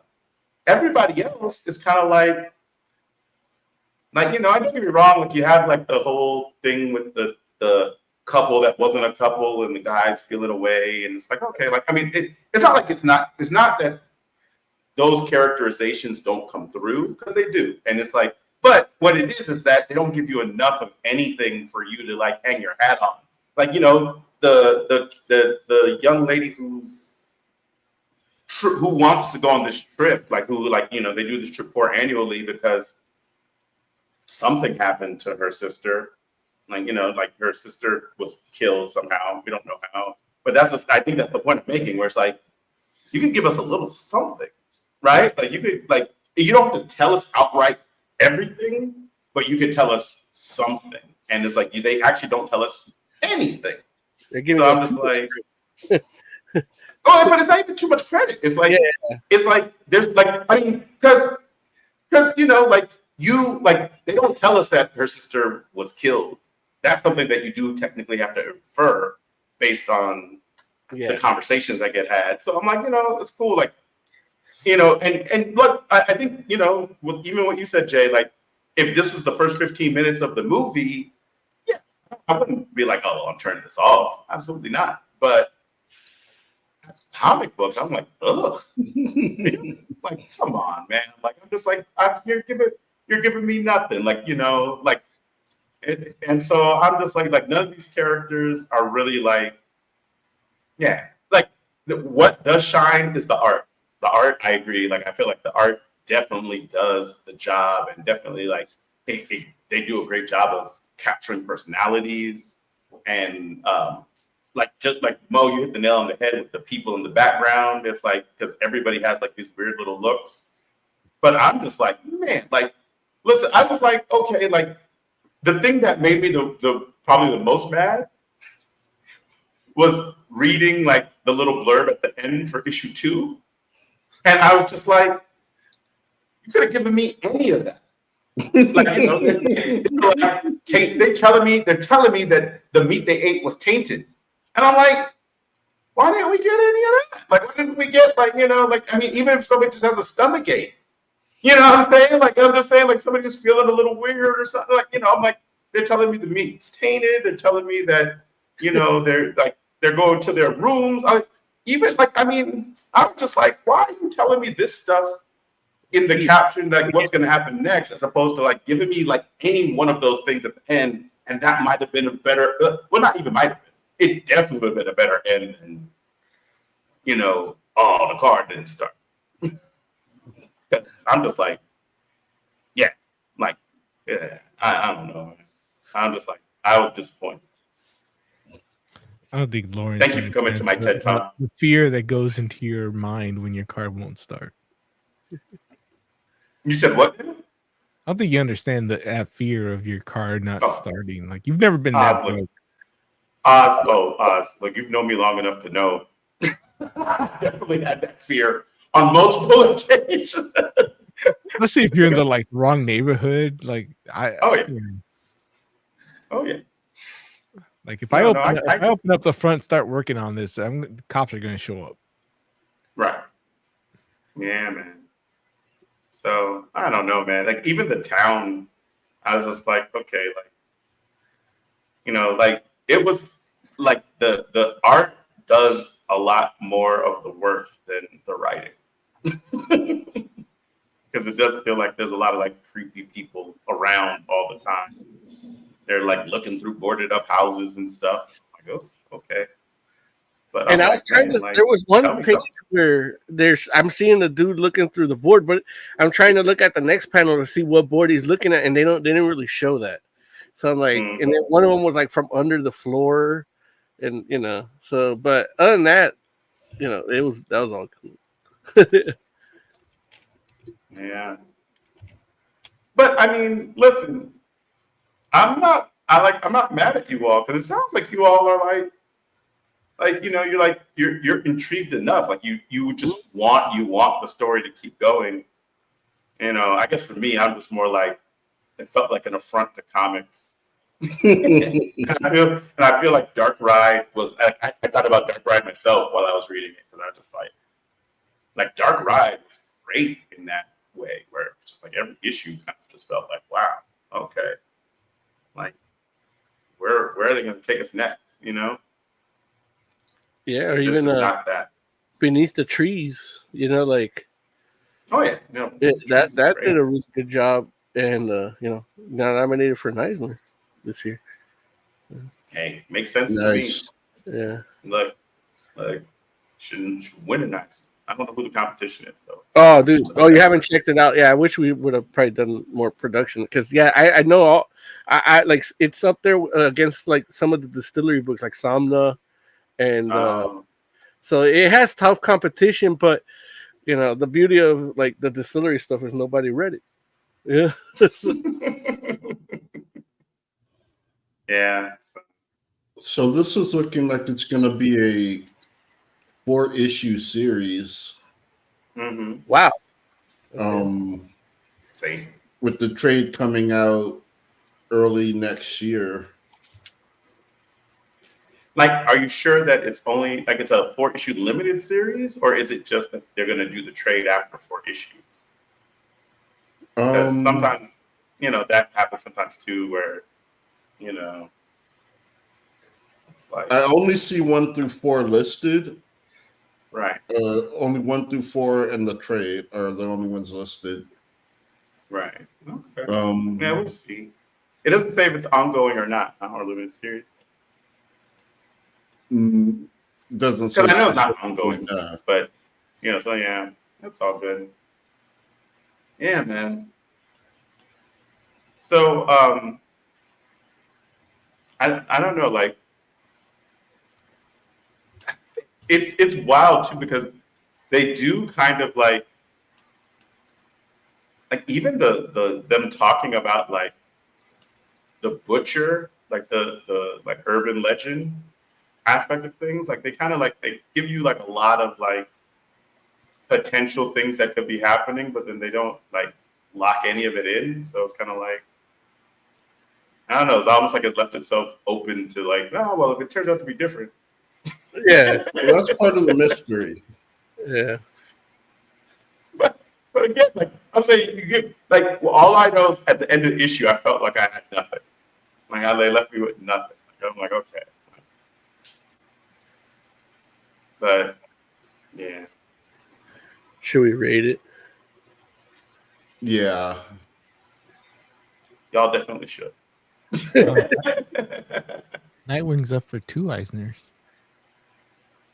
Oh yeah? Yeah. Best continuing series and best single issue for 105. Look, let's talk about that after the rating. Yeah. If you pull up the list and let us know what's what, in the meantime. I was looking for Beneath the Trees, and I saw Nightwing and got distracted. Sorry. Go ahead. I rated it as at a 1 based on how you guys talked about it. So yeah, I can see that. Oz, what would you rate The Butcher's Boy? I was gonna go 4, but then I heard you guys hate on it. You can still get I think a 4. But like it's not to just say you guys hated on it, but you made some like decent points that I could see. So I want to give it a 3, but when the trade comes out, 4.5. You can read it all at once. You can binge it 4.5. Yeah. So now I hear that. Okay. Jay, what would you rate The Butcher's Boy? I'm gonna rate it a 2. Like I said, the initial reading was frustrating. And I definitely would rather have just read the trade or graphic novel. And I probably will end up doing that. I don't think I'm gonna go month to month, like maybe, but If you end up getting the trade and read through it, then I think we should revisit your score. Yeah, we can do that. I would like to do that myself because I am giving it a similar rating to Jay. Right, because nobody's saying this is a bad book. You guys just wish it was finished. Yeah. Like I'm saying it's a bad book. Yeah, but you hate horror. I'm saying it's a bad book. It's like they disrespected comic books. What would you rate it, Moses?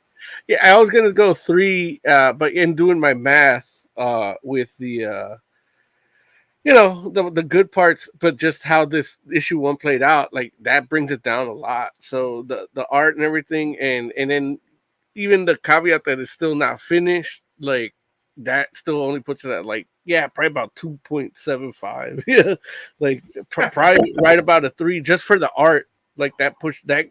The art won me over. Some of the character conversations, interactions, they worked for me. Like I've seen worse in better horror movies. So they're putting in some good work. It's just it should have been a one and done. Like graphic novel. So, yeah, so it definitely probably about a 2.75, 3, somewhere in there. Okay. Yeah. I'm gonna rate it a 2. I'm just like, it doesn't do the job. Like it's not like number 1s should be better. Like just from a story perspective, like I feel like, and that again, like it definitely feels like it was probably a movie that somebody had the script and they're like, a lot of people do, they make their movie scripts into comics because they're more economical and, makes for a good way to like hand somebody something so they'll make your movie. So, and there's nothing wrong with that. I don't have a problem with that. I'm just saying, understand the differences between the mediums so that you can make good comics as well as a good movie. So, but that's where I'm at. So, all right. So yeah, Oz, man, tell us about some Eisners. Beneath the Trees Where Nobody Sees is in the best new series, along with 4 other books that I've never heard of. Which are? What are they? Black Cloak by Kelly Thompson and Meredith McLaren.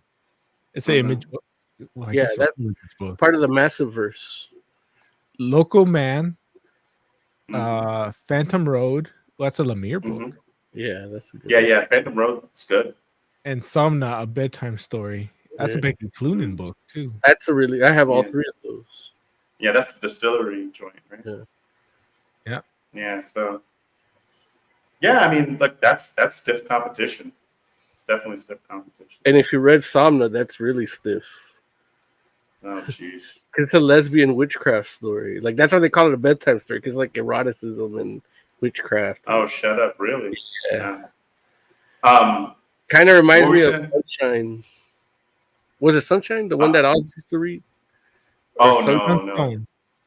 Sunstone. Yeah. Sunstone. That's like that, but better.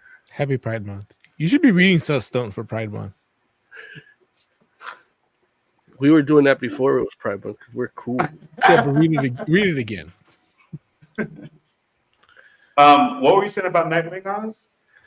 Nightwing is up for 2 Eisners. One for Best Continuing Series. And another for Best Single Issue for Nightwing 105. Which I have. Which issue is 105? Oh, you haven't read it yet? No, but it's either this month or I want to say last month. Because I have it. I own it. I just haven't had time to read it. Yeah, I understand. It's Starhinge by what's his name? Dave, the dude from the Green Lantern book you don't like. What's the dude's name? Dave. Wait, what are you asking about? The book Starhinge. That I heard that was nominated for an Eisner. I just don't know what category. But you remember the guy Dave? We had beers with him at that little San Diego Comic Con, Larry. The little San Diego Comic Con. Yeah. Oh, are you talking about? The dude that did that Green Lantern with Grant Morrison. Yeah. I know you're talking about Ian Sharp, right? Liam Sharp, yeah. Liam Sharp. I'm sorry, Ian Sharp. Liam Sharp. Yeah. I saw the name in my head. I like Sharp. I hate Morrison. No, but that he did a creator-owned book that I think is up for an Eisner too, called Starhenge. Cool. And it's like the art's great. He painted it all like, and it's. But yeah, I think I don't know if he actually just won, like he skipped a nomination or something, because it's like if you get it, good job. Yeah, that's something like that. Like I don't know if he did it for that Eisner or another industry award in Europe or something, because he just showed the award already, because he's like he wasn't gonna make it to the Eisner here because he's in Europe. So I'm like, I'll go receive it for you if you want, like. But I think they just mailed it to him, like, because it's like, oh, if you're not coming, like, we'll just give it. You won, so whatever. Liam Sharp is up for an Eisner with 2 books. He's up for Best Painter / Multimedia Artist, Interior Art. One is Nocturna Nemesis Special, Best Jacket. And then Starhenge, The Dragon and the Boar. So he's up for 2 in the same category. Does that make sense? Yeah. Wow. So he got nominated twice in the same category? Yeah. Yeah. Jeez. I think it says Best Jacket. I'm assuming that's the jacket cover. Yeah.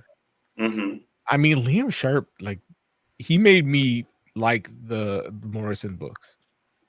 Yeah. Especially how crazy they got in his way of like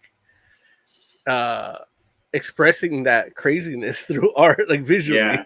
Like I want to see what the script was for some of those pages, Right.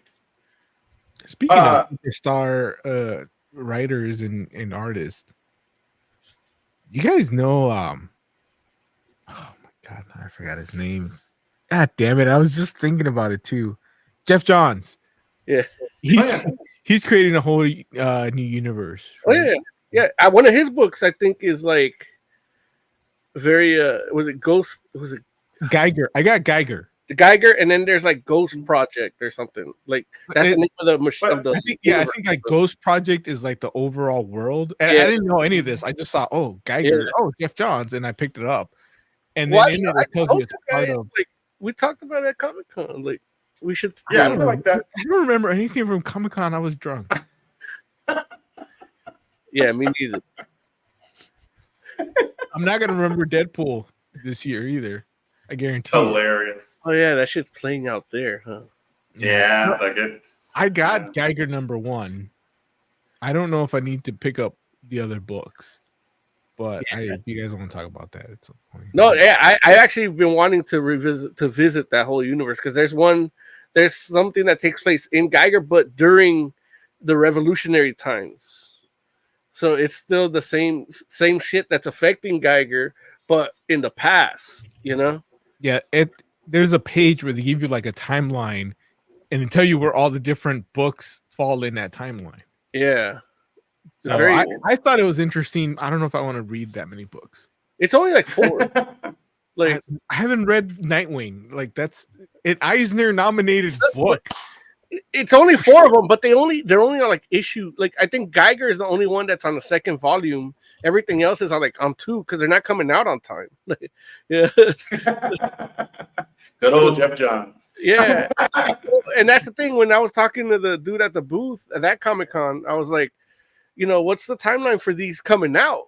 Because it's like, I know this is a massive undertaking, especially from a independent creator. I know he's used to working on a massive scale with DC, but he doesn't have the infrastructure necessarily. Right, the resources. Yeah, just to get them printed. Like if DC says we need this printed, and you're going to the same printer, like they're gonna put you on. Like, yeah, we'll get to that guy. Right. Give him this cardboard paper. Right. The construction paper. So it's like, I know that could be an issue. So what's and they're like, no, we're trying to put them out separately, so you only have to read like they're never all. You're never gonna have to like buy every one of their books each month. Like you might have to skip. Like so you can catch up. They're easier to catch up. Right. Now we're behind on the whole series of Geiger, the first volume, and I think the second volume is almost done. So we're probably behind on 2 of Geiger. Can I read a whole volume?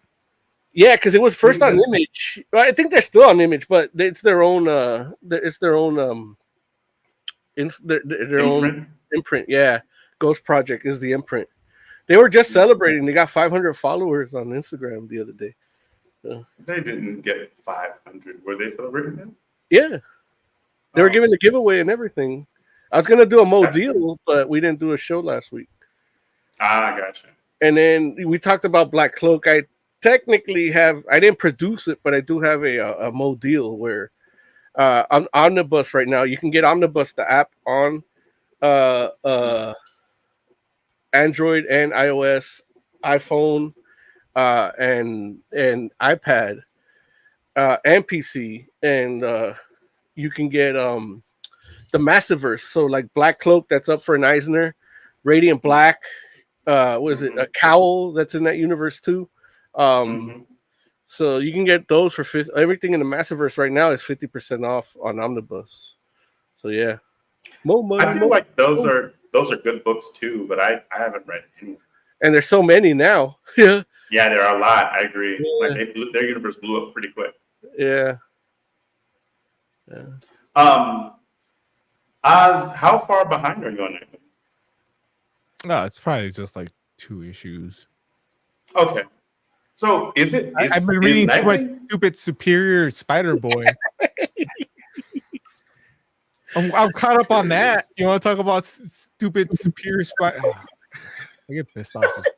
That issue that you posted in our production text, like, I was so mad when I opened it, and he's just like on a throne, like sitting there. Like, what the hell happened to this kid? Like, I do like the kid's story. That's why I bought his book, but he's in every other book, So that's what made me switch to Spectacular Spider-Man, because that's like. You know what's stupid about that text I sent you guys when I sent you the picture?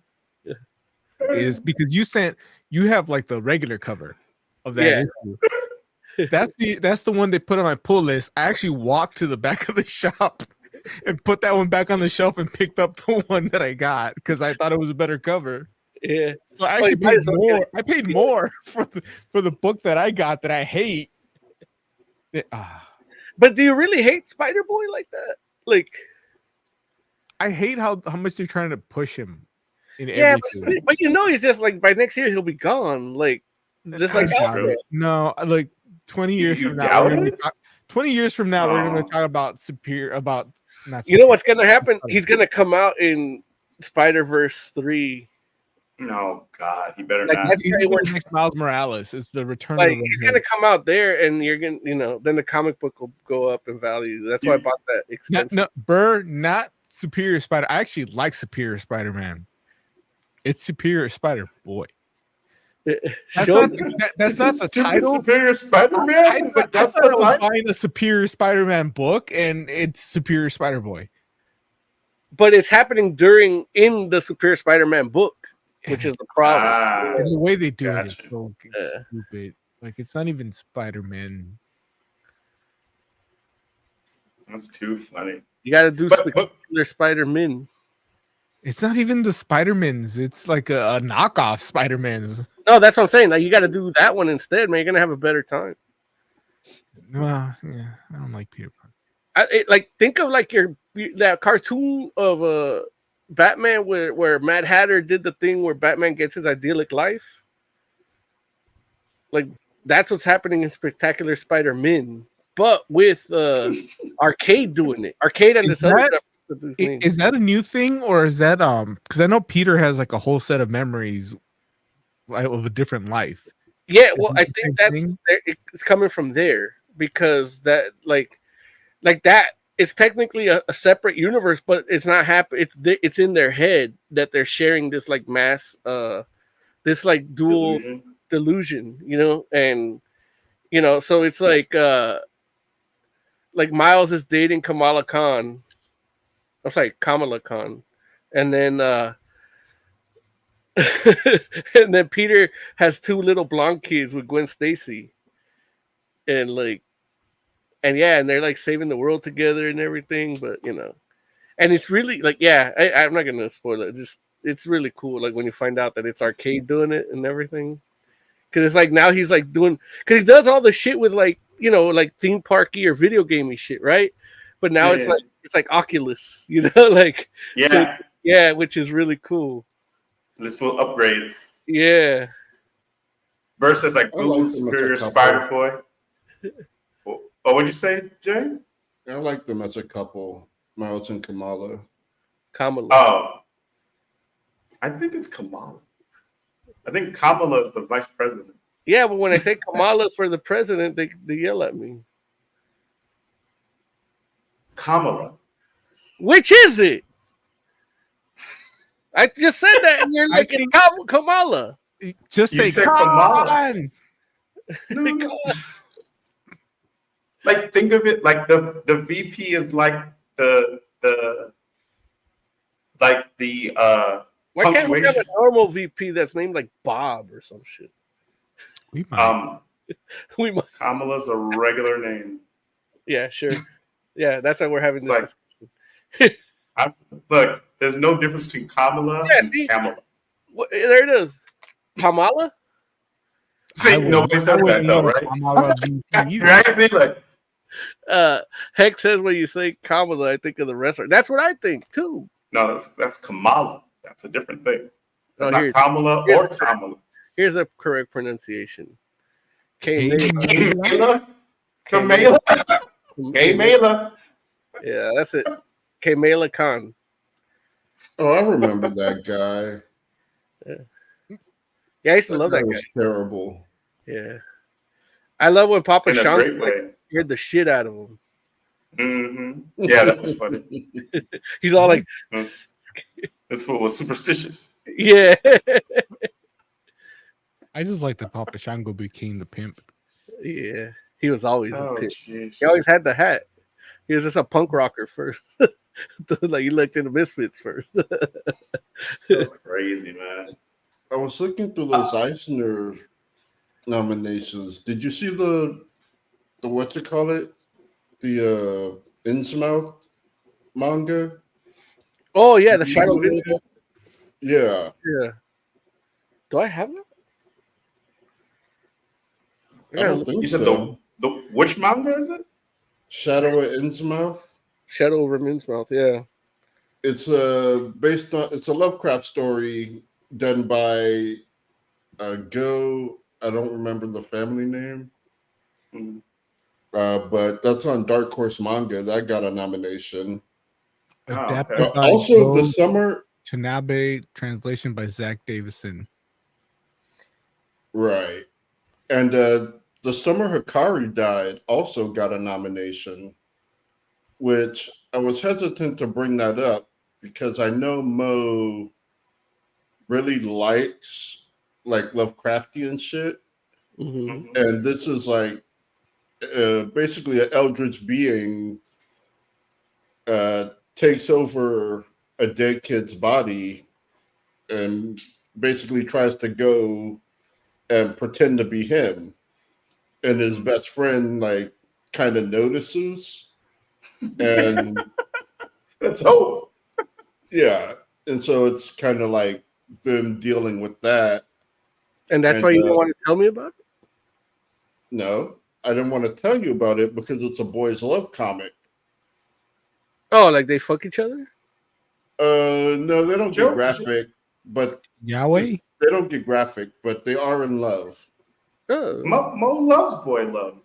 I love love, period. Anybody can express love the way they want to each other. There it is. Within the law. Within the law. That's an important caveat. There's Thomas. We're gonna have it our way. Yeah, exactly. Oh, jeez. No, but yeah. I mean, it's a work of fiction. It's like it could be funny. Some dude gets tentacle dicked. Yeah, I'm in. I'll check it out. Yeah, it's pretty good. I'm not going to say I won't be grossed out or anything, or I won't be bigotry about it, but I'm being bigotry to fake people. Not, I'm not making policies for people. You know what I mean? Right. Call them fags, Eldritch fags, or whatever. Oh, jeez, man. But yeah, aside from that, like I think you would really like it. Like, yeah, I'll give it a shot.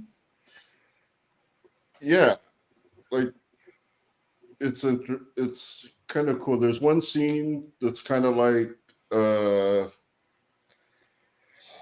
that one cartoon we watched, Welcome to Hell, where the guy's like, "Hey, do you want to put your hand in this hole in my chest?"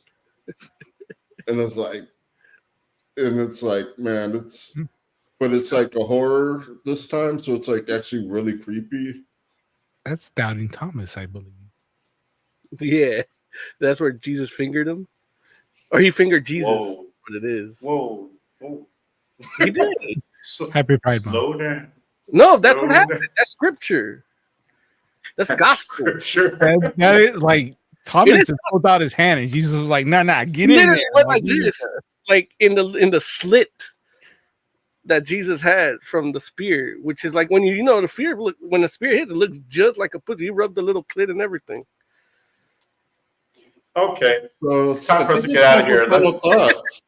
Let's 100% hit some music. Real quick, the one that Innsmouth one, I'm happy to hear that got nominated. The one I do have is The Hound and Other Stories by Go Tanabe. Like his manga stuff for those is really good. You should check that out. And I want to check that out too. Oscar, give me some final thoughts, man. I got a couple videos on deck that I sent out to our production team, so look for those coming up soon. Also, I don't know about you guys, but I just got my Immortal Era stuff. So I did too. Yeah, that's probably something we're gonna be talking about soon. Yeah, nice. Plenty of stuff coming up. Like, subscribe. If you don't like us, hit dislike. Fuck it, you can be wrong. I don't care. And yeah, there it is. All right, Jay, final thoughts. I doubt Chris Rock will be going to see Bad Boys this weekend, but I will. Okay, Moses Magnum, final thoughts. You keep Chris Rock's name out of your mouth.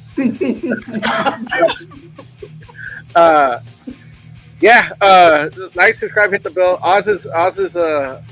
Oz's box, his mailbox, got stuff with 2 packages this time, so you're getting 2 episodes tomorrow, back to back, both ends. Yeah, that they're coming up tomorrow. I didn't want to talk to him about something, but I'll do it after the show off here.